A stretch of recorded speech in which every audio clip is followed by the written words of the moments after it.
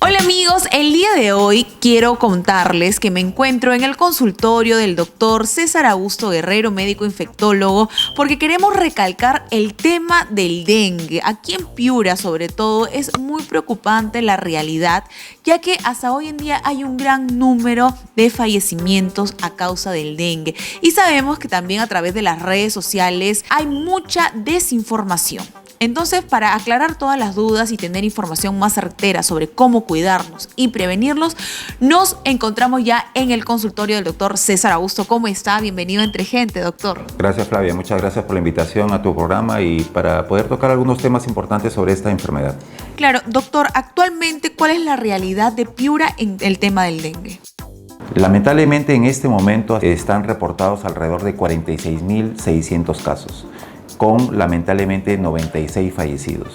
Eso hace que esta enfermedad realmente haya cobrado importancia, porque lamentablemente no es la primera vez que lo tenemos y lo vamos a seguir teniendo, pero lamentablemente las cifras que tenemos en este momento hace que hablemos y podamos compartir algunas indicaciones que la población tiene que seguir para que esto nunca más se vuelva a repetir. Exactamente, ¿no? Sobre todo ahora que hay mucha información falsa sobre cómo cuidarnos, que hace que bajemos la guardia y el número de enfermos aumente, ¿no?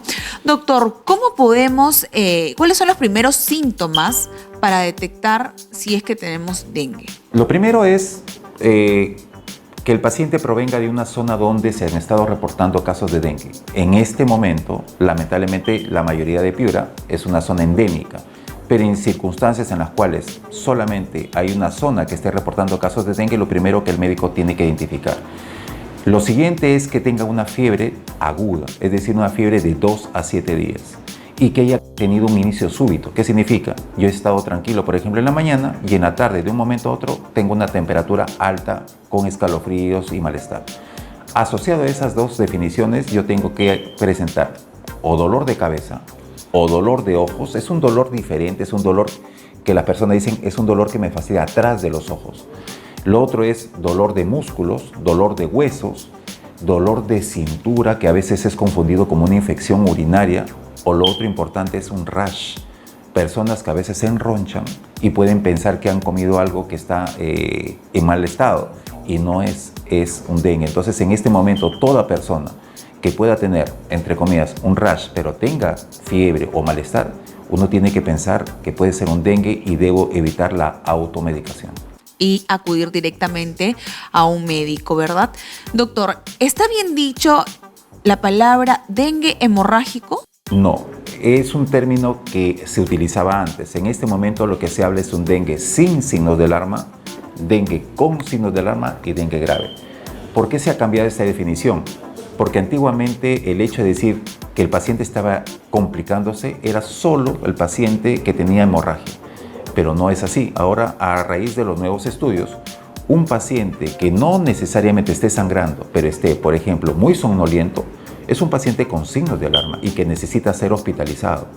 Un paciente que tenga dolor abdominal, pero que no esté sangrando, es un paciente que se está complicando, es un paciente que necesita ser hospitalizado. Entonces, no solo una hemorragia significa que el paciente necesita ser hospitalizado. Por eso es que la manera correcta en este momento es dengue sin signos de alarma, dengue con signos de alarma, que me indica que debo ser hospitalizado, y dengue grave.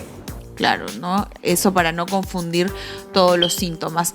Doctor, y hay muchos tratamientos, ¿no? Se escucha en calle el uso de la vitamina B, recetas de la abuela, que el palo santo para eliminar los zancudos, que tal vez nos desvían del objetivo principal de cómo debemos cuidarnos y hace que al fin y al cabo nos termine dando dengue, ¿no? ¿Es verdad todas esas cosas que se dicen a través de las redes sociales? A ver, en cuanto al complejo B, es una afirmación que viene de varios años. No hay ningún estudio concluyente. Yo siempre, cuando me pregunto, yo le digo, si no tienes ninguna contraindicación de ingesta de vitaminas, puedes tomarlo en las dosis correctas, pero eso no te debe hacer que tú te expongas pensando de que te has protegido porque estás tomando, por ejemplo, complejo B. Lo básico es tratar de no tener criaderos en mi casa. Lo que tengo que hacer es buscar que en mi casa o en el trabajo no tenga botellas amontonadas donde pueda hacer un criadero, que yo, si tengo que tener agua en recipientes, esto yo lo tenga tapado. Es lo básico. Lo otro es utilizar repelente o de repente tul a la hora de dormir. Y lo otro es utilizar en lo posible, lo que te dice la norma es camisa manga larga para evitar que el zancudo te pueda picar. Pero otra cosa importante que sí creo que se debe utilizar es implementar lo que es las mallas, las celosías en nuestro cuarto o en esas habitaciones que estamos nosotros la mayoría del tiempo. Recordemos algo importante, que el vector, el Aedes aegypti, tiene la particularidad de tener un horario donde más pica. Es de 6 de la mañana a 8 de la mañana y desde las 4 de la tarde a las 6 de la tarde. Ojo, pero en circunstancias donde mi casa está techada, pues puede picarme todo el día. Claro. ¿Por qué? Porque este zancudo huye del sol y le gusta estar en lugares sombreados y eso lo tengo en mi casa. Por eso es que, aunque ese es el horario que más pica, yo debo protegerme durante todo el día. Y si voy a utilizar repelente, saber el tipo de repelente que voy a utilizar y cada cuánto tengo que repetirlo. ¿Por qué? Porque tenemos repelente, por ejemplo, que viene al 7.5%, que es el más frecuente. Eso yo lo tengo que repetir cada 2 horas. Y tengo que saber utilizarlo a mi hijo que vaya al colegio. Hay otras presentaciones al 25 o 30%. Ese me protege durante 5 horas. Entonces tengo que saber bien las características del repelente para utilizarlo de manera correcta. ¿Hay un indicador que nos pueda decir qué es lo que puede generar o causar la muerte del paciente? Hay algunos síntomas que nosotros llamamos signos de alarma que te indican tú te estás complicando y que sí o sí tienes que ir al hospital para que te hospitalicen. Y eso toda la población lo tiene que conocer. Si es que yo, por ejemplo, he tenido fiebre y justo el día de hoy tengo fiebre o de repente ya cayó la fiebre, pero comienzo con un dolor de barriga, eso es un signo de alarma que te indica que tienes que ser hospitalizado, porque si no corres el riesgo de hacer un shock o de fallecer. El otro signo de alarma es náuseas y vómitos persistentes. Si yo no tolero líquido ni siquiera, es una indicación de que tienes que hospitalizarte, porque puedes complicarte. Lo otro es un sangradito, el sangrado por la nariz, por las encías o por la vía vaginal, que aproximadamente puede coincidir al 4.º día, justo cuando la fiebre está cayendo. No es que estés mejor porque cayó la fiebre.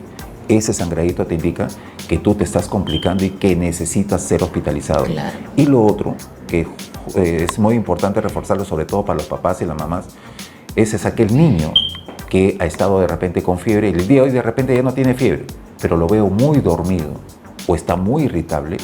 Ese niño tiene que ser hospitalizado. ¿Por qué? Porque es un signo de alarma. Entonces, el papá y la mamá que no conoce esto, ¿qué puede decir? No, mi hijito ya está mejor porque el día de hoy ya no ha hecho fiebre y está muy dormido porque ayer ha estado con fiebre y está descansando tranquilo. No, eso es un signo de alarma que inmediatamente uno tiene que buscar la atención. No tenemos que pasarlo por Exacto. alto. Perfecto, doctor. Muchísimas gracias. Ustedes no se muevan, que continuamos con más aquí en Entre Gente.